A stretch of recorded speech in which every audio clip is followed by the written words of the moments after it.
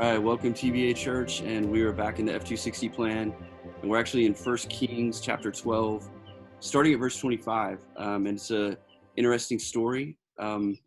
Rehoboam is the king in Judah right now. It's Solomon's heir, and he's done some bad things, and so now the kingdom is divided. There's a divided kingdom. There's 10 tribes. There's 2 or 1. We just had a conversation before this recording about that. We may bring that up in a second. So Judah and Benjamin are on one side, and that's considered Judah. And then there's the 10 other tribes, and that's considered Israel. And a guy named Jeroboam, who's not from the line of David, is now the king over those 10 tribes of Israel. And Rehoboam, Solomon's heir, is the king over the tribe of Judah and Benjamin, and is known as Judah. So that makes sense as a nation, or whatever you want to call it. So from there, the passage starts in 25, and Jeroboam thinks to himself that the kingdom will go back to David's line if he doesn't set up a place of worship or places of worship. People will go back to Jerusalem, where Rehoboam is king, and it will turn their hearts. So he sets up 2 golden calves in Bethel and Dan. So just kick it off there, guys. We chose this on Tuesday in an interesting passage. So that gives you a little background. It's the F260 plan and 1 Kings. Yeah, I think it's interesting in what Jeroboam is doing, because if you go back a chapter previous where the prophet of God reveals to Jeroboam what God's plan is for Jeroboam, right? So God reveals way before the kingdom is going to be split. He says, Jeroboam, I'm going to give you these 10 kingdoms. And he explains what's going to happen to Rehoboam, who is king at the time. So he explains all these things. And then, but it's interesting to me because God goes, listen, if you do what I ask you to do, if you are obedient and follow my commands and follow in the ways that David did, I will make your dynasty as big as David. So, I mean, think about the offer that is. I mean, David's dynasty was huge. Solomon, because Solomon's king at the time. Israel is a superpower at the time. It's like, on the world stage today, it'd be like, I'll make you king of America, and your country will be as big as America if you do what I tell you to do. I mean, that's what he's offered to do. He just has to be obedient and follow in that. And so when all those things finally unfold and he sees what God foretold come true, it's interesting to me that Jeroboam just kind of goes off the rails and decides, well, I heard what God said, but I don't trust in that. And I'm going to kind of take this in my own hands. And so I'm going to institute this system of religion and create these 2 idols. So the people of Israel don't run off to Jerusalem and are swayed and run away from me. It's fear-based in it, but it's pride-based too. And because he basically takes all of these things in his own hands and creates this whole system. The other interesting part about it for me too is he almost says the exact same words Aaron said when Aaron created the calf in Exodus. When we read it in Exodus, it's almost the exact same words. And I would think, and I don't know this, but I would think that story was told many, many times in the nation of Israel about what happened, and those words would have been kind of familiar to them, and they knew what the consequences were that happened in Exodus. And you would have think the people would have no, we don't want any of this, but that's not what they did. So yeah, it's weird because Israel, we talk about this division. And lest we forget, the reason why this whole kingdom is divided is because of things we've already been talking about in previous F260 plans. Yeah. And Ryan preached on is David's sin with Bathsheba. Yeah. There's a sword in the house of David. And so now, after Solomon becomes this division, so this has happened not only because of Rehoboam's sin, but because of that. So just to preface it, this is why, but those 10 tribes have always wrestled with idolatry. And that's what's interesting. And in fact, the two calves, because it's not just one calf now. Now it's Yeah. two calves. One calf in Exodus, now it's two. But they're set up in Bethel and Dan. And Dan is interesting because if you were to go and talk to Jewish people now, they would associate idolatry with Dan. And Dan was actually supposed to be more of a seaside place. That was what was allotted to him. But they didn't choose the allotment that God wanted for them. And so they demanded to go up north. And so they went up north and they got caught up into all kinds of idolatry. And it was really close to the nations. And so it's interesting that it's in Dan is one of the places. And of course, Bethel means house of God. And we know that that's where Jacob wrestled, or not wrestled with the angel, but slept on the rock and saw the angel ascending upon, up and down and all these. The covenant was made with Jacob there, right? Yeah. And he renames it from Luz to Bethel. Yeah. Even in that place in its history had problems. Like it's just the people, of that. So Dan's way up north. If you look at a map of Israel, and then, what did we say earlier? That the other place, south. Bethel is south. South. Yeah. And so the irony of this whole thing is he's worried about them their allegiance or their hearts going back to Solomon's son, Rehoboam, into Jerusalem. So when he talks to them, he basically says, if I can find it, after seeking advice, the king made 2 golden calves. He said to the people, so he's talking to the people, it is too much for you to go up to Jerusalem. Here are your gods, O Israel, who brought you out of Egypt. There's your thing, David, you're talking about with Aaron. One he set up in Bethel and the other Dan. And this thing became a sin to the people. And this is the irony of this whole passage that the scriptures say. They went even as far as Dan to worship the one there. Yeah. It's convenient to disobey God and where he wants you to go worship. So I'm going to make it easy on you so you'll stay committed. But it says it became a burden to them because they went as far as Dan, to worship. So it's just the irony, of it all, of idolatry, in the passage. Well, I think one of the things that's interesting to me is if you step back and look at the idolatry, I mean, it's even beyond the calves that they set up and what they're worshiping. It's the idolatry of self. It goes right back to the original sin and the pride Dave was mentioning a while ago, but it's, he didn't trust in what God had said to him, and he tried to take matters into his own hands. And it's basically like he's saying, I'm smarter than God, or I'll figure it out, or I can do it on my own. And it all comes back to him and his plan instead of God's plan originally that was so much better. He just didn't trust in it. Yeah. Jeroboam thought to himself. That's never a good thing when you're a kid. It's like, what does God think about this? What is God's counsel on all this? But isn't that still our biggest problem today? I mean, that's how we all get in trouble, because we think to ourselves and we try to figure things out on our own. And, you look at it and really it's insecurity, but that's just another form of pride. He was trying to figure out on his own because he was fearful. Well, and it says he asked for advice, but what advice? Who did he ask advice from? Because it wasn't he didn't go to the prophet. He didn't seek God.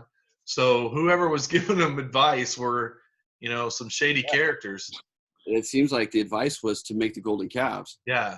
Try to figure it out. So they're like, hey, make some golden calves, just like Egypt.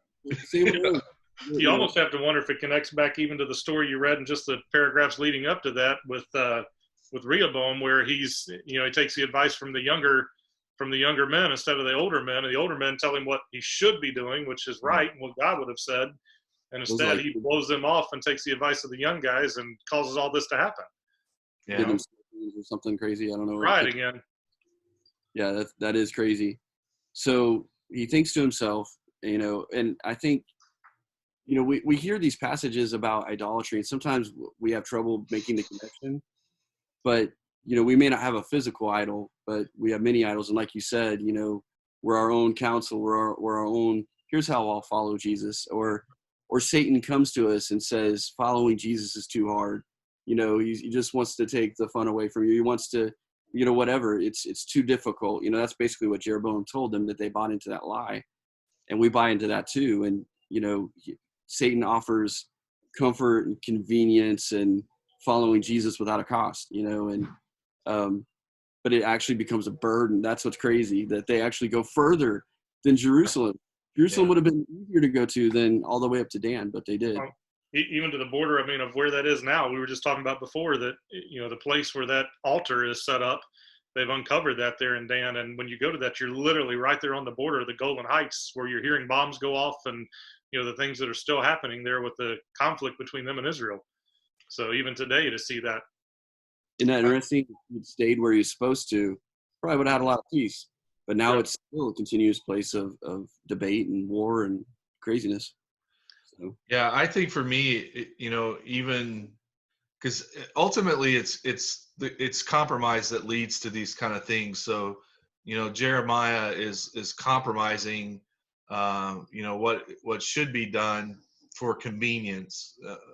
It may be based for political power or fear or whatever he's doing, but it's still compromise. And, I think it's interesting because when you look at Solomon's reign, by the end of Solomon's reign, where we're at this time, Solomon made a lot of these things possible by allowing all of these high places, all of these different false gods to be worshipped, that it's easy for the nation of Israel to slip into this without batting an eye, because again, like I said earlier, you would have thought the nation would like, whoa, we're not going to do this. This is a bad thing. But because of what Solomon did previously, and how he's created a culture within the whole nation that worshiping at different places other than what's prescribed is okay.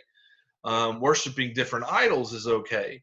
And so you see how compromise sneaks in and affects and slowly changes the nation of Israel and turns the whole nation away from God. I mean, as you go further out, you realize that eventually that God punishes the nation and takes them captive because all of them have fully turned away. But to me, I look at it in our time and the same thing. It's so easy for us to follow in the same footsteps. We look at and read these passages and go, man, how could they do that? But dude, we do the same thing, and we make such easy compromises. And I know this is some people may hear this and go, oh, you're being too legalistic or extreme. But I go, am I really? Because I think of things like where we go, I don't really need to go to church today because we're going to go to the beach and we're going to hang out at the beach, or we're going to go do this. And so God starts to get cut in our schedules, and we start to compromise and go, well, I don't really have time for reading my Bible. I don't really have time for spending time with the Lord. And so God starts to get cut because we're so busy. And that those little things start to erode. And eventually we're down this path where we're just like the Israelites, and we've got idols set up in our hearts and we don't even realize it. Yeah. And it's interesting too, we're not talking about, this is God's people. This isn't like the world's compromising and da da da. This is God's people. And even in end times, to the letters to the church, that last church is a compromised church in the end times. And whether it's idolatry of the heart or we compromise of things in our personal issues, but as a church, we're compromised in different ways that we have to be aware of as well. So it's interesting as it goes on, it says, so he did this stuff in the name of the Lord with the calves and all this stuff. But then it says Jeroboam built shrines on high places and appointed priests, and he starts instituting festivals and stuff, totally opposite of everything. This whole pagan system, right underneath this compromise that was done in the name of the Lord, now it sneaks in everything else. Mm-hmm. And that's what compromise does. We think, oh, God's okay if I do this, whatever it is. And it could even be a gray area, but for you, maybe, I don't know, maybe it's a black and white where God said no. And you do it, and then it's like, boom, it's like you've opened the door for all kinds of other things to come in, with your compromise. It's scary to look at that trail of compromise all the way through that. Like when you go back and look at the story, it goes all the way back, like you were saying just a minute ago, Dave, to the David and Bathsheba thing. And you watch that whole series of compromise that we talked about the week of that story, but then there's just compromise after compromise all the way through, like Solomon and his wives. That was the start of this, that opened the door to the worship, that opened the door to all these other things, of the kingdom being ripped away. And now what you're talking about, Brian, with him setting up the different festivals, and it even talks about he brought priests that were not actually priests. He's bringing the lay people to be priests, and he even himself is serving as a priest, which all those things go against the description that God had given them. And so, it was just one little tiny thing after another. When you look at our own lives, I think you're exactly right. It's the little things that scare me, because those are the things that lead us down a path to where we don't even realize we're off track. Yeah, absolutely. Absolutely. I know we want to keep these short, and I don't want to, stop us. I don't know where we're at in time wise, but, again, this is such a great story to show the compromise of idolatry in our hearts and how fast. And, but do you guys have anything else to add to this? I don't want to cut it short if you guys had some profound thoughts. But I want to read just a verse, and then I have a Jesus moment in this, believe it or not. But 1 Samuel 15:23, because I think, again, we sometimes think, oh, they're worshiping idols. What? Oh, so what? But this is what 1 Samuel 15:23 says. It says, for rebellion is like the sin of divination, and arrogance like the evil of idolatry. Yeah. So maybe we can relate a little more now to idolatry. It doesn't have to be golden calves. We got some of those golden calves up here and here. Unless it's renewed with the word of God. So any other closing things? No, man, I think that's great. Okay, here's a Jesus moment. Ready? Yep. Chapter 13. So a man of God comes, and he's going to prophesy over this. And Jeroboam, of course, doesn't repent when the messenger comes, because, God always sends a messenger. Holy Spirit's always trying to convict us. But he sends a messenger, and he says, oh, altar, this is what the Lord says. A son named Josiah will be born to the house of David. On you, he will sacrifice the priests of the high places and will now make offerings. So that's our Jesus moment. Jesus breaks the idols in our heart. He's the son of David. And what's amazing about this prophecy, it's 340 years later that it's fulfilled. That happens. Yeah, it's crazy. Yeah. But Josiah is a picture of the future king, the King of Kings, Lord of Lords, of Jesus. And he truly breaks the idols in our hearts if we let him. So, cool stuff, man. Cool. All right. Stay safe out there. We'll see you later. See you guys.